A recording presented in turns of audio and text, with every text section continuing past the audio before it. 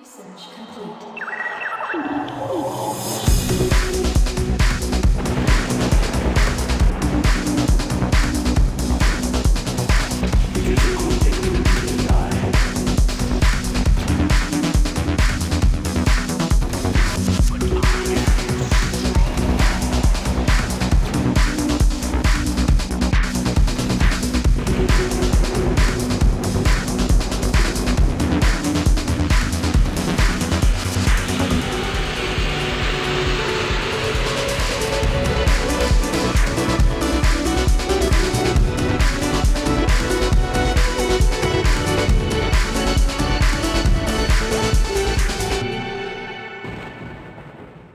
Oh my god. Wish I had my glasses on so I could slowly take them off going, oh sweet mother of God. But yes, after that first set, the first set always sets the tone for a series, so that's not looking good for Pure. Especially considering Pure's never been in this kind of position before. He's never been to the semifinals of an OSL, so he's got to be nervous. On top of that, he has to go up against Flash, and it's all the same things I talked about in the round of 8 when they were in front of a large crowd. There's a pretty large crowd for the semifinals here as well. But Flash is just whistling. He doesn't care. He's like, yep, I got this in the bag. Man, it's just not looking good for Pure. There's very little chance he's going to be able to move through this. The only way he'll be able to take down Flash is if he goes for something unusual.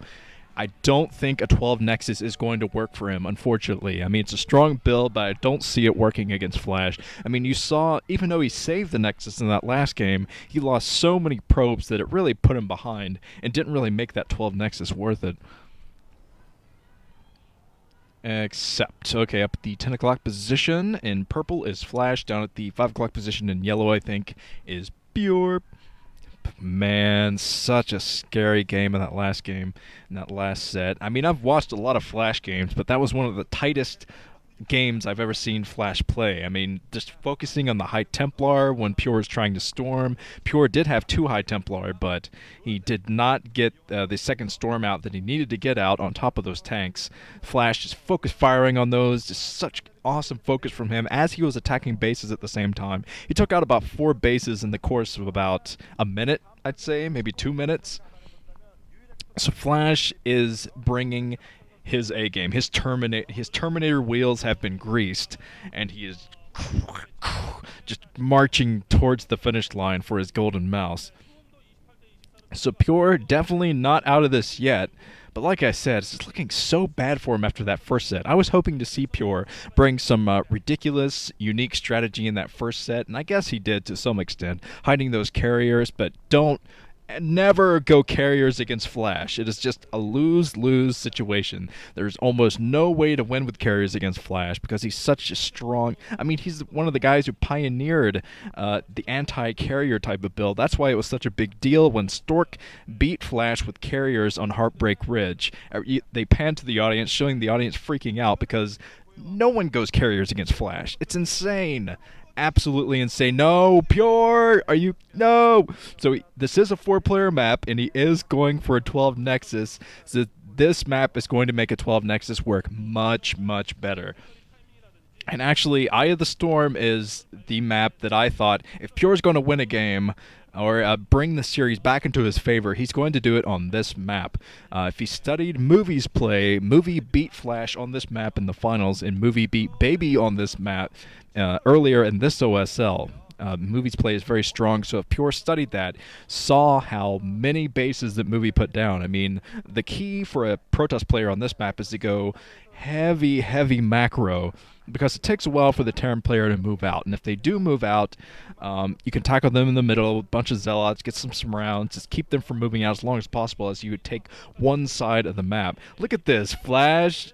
He is anticipating 12 Nexus from Pure at every game, so Pure might be making himself a little bit too predictable, because if he did go Gateway first, or something like that, if he was down at the lower left of this map, Flash would not have been able to scout him because he is looking for the 12 Nexus. He knows the Nexus is coming up for Pure. So being one step ahead this entire time is going to put Flash in the advantage in all of these games if Pure does go 12 Nexus every game, which is likely he will. Look at this, looking for another Nexus. Nope. No Nexus there. I'm going to move on to the next Nexus. This reminds me of the game that Jaedong played against Pusan, where Pusan, Jaedong expected to see the Forge Fast expand, so he looked at the naturals and he moved away, and he threw down a hatchery at the natural expansion of Pusan's because he thought, well, he's not up here. I checked the natural, he's not here. But Pusan was going for a one-base build, and that kind of play, that kind of unpredictable play can win you games if you're not predictable, if you don't try to go for the advantage every time, the economic advantage. But now, cross positions. And because it's cross positions, Flash is not going to be able to punish this build as much as he did in the last game. He could try to come in, but it's been so long since that Nexus came up. We're going to see some Dragoons come out soon. And so Flash going to just try to even up the economic advantage, throwing down his natural expansion very soon, saving up those minerals, and there he goes.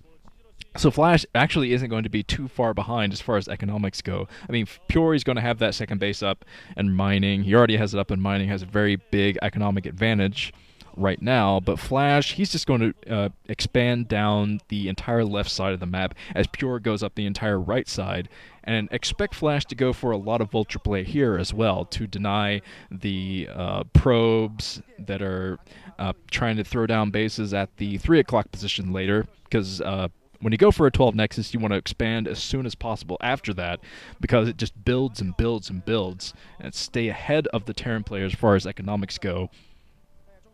And since Pure is throwing down a lot of gateways, if we see him put down 1 or 2 more gateways, you'll know that he's going to put down that 3rd Nexus soon. But okay, so Pure throwing down his robotics facility. This is the kind of build he wanted to do last game, but unfortunately he decided to do it on a 3-player map. That's a no-no against Flash, and Flash has a couple of tanks out there already just to try to stop some scouting from going on. Getting that base up so Flash isn't too far behind, and expect to see Flash floating his base over, already building that command center to float over to the 12 o'clock position, and Pure is looking for that, very diligently looking, trying to sneak around, see if he can get in with the scout. But that's going to be impossible. Hello, tank! Yeah, that's the probe voice, but good lord. But yes, these guys are going to vie for the spot in the Korean Air airport hangar. I read this earlier, and it has been confirmed that the finals will be inside of an aircraft hangar. The actual hangar that you see in the intro, that's where the finals is going to be held. Don't ask me how they're going to work this out. I guess they're going to have the guys playing in the planes or something, or maybe Now Ra will come in dressed as a terrorist or something and hijack the plane with all the audience members inside of it and say, if you don't play 5 sets of StarCraft, I'm going to shoot. I don't know. I guess the announcers. He'll be behind the announcers with a big beard or something with an AK-47. Like, you got to play 5 games, and then they'll take off. And then the winner will parachute down and grab the trophy in midair. Oh, man, it'll just be epic. So the base is going to be floated over to the 12 o'clock soon as Flash thinks he'll be able to protect it. See that base heading to the 12 o'clock already.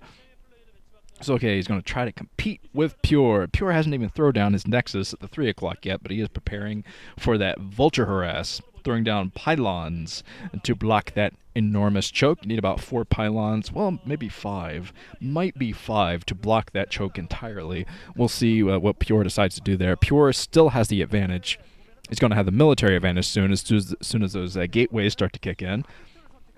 And Flash has been bamboozled on this map before by Movie, as I said. Movie actually did go carriers against Flash, but if you go carriers against Flash with a massive economy, you can actually make that worth it. And he hit the carriers very well until the very, very end when Flash, he really didn't have any options. It kind of stuck him inside of 4 bases, didn't allow him to take his 5th by using the carriers effectively.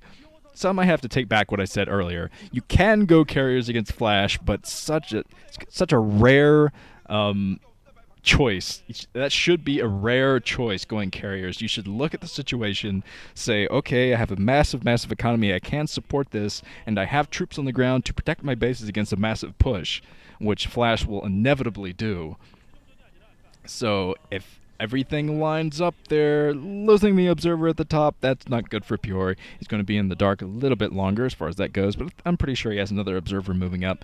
And a very large army right near the 12 o'clock position for Pure, so he might be trying to attack this base soon, coming in from the right to attack it. I think he is going to try to attack this, but this is one of Flash's strategies these days. Block everything with supply depots. Yep, supply depots blocking everything, and Flash getting into position with his siege tanks, so Pure is not going to be able to break through this. Flash trying to repair the supply depot, but okay, Pure is actually going to try to break this. He's coming in with a shuttle full of something. What does he have in the shuttle? Dropping zealots on top of the tanks, so if he plays his cards correctly, he might be able to break through. Nope, too many tanks. Too many tanks, and Flash, I think he's going to hold this, repairing the tanks at the same time. Pure, he actually drops 2 Dragoons into this area, but here come the reinforcement tanks.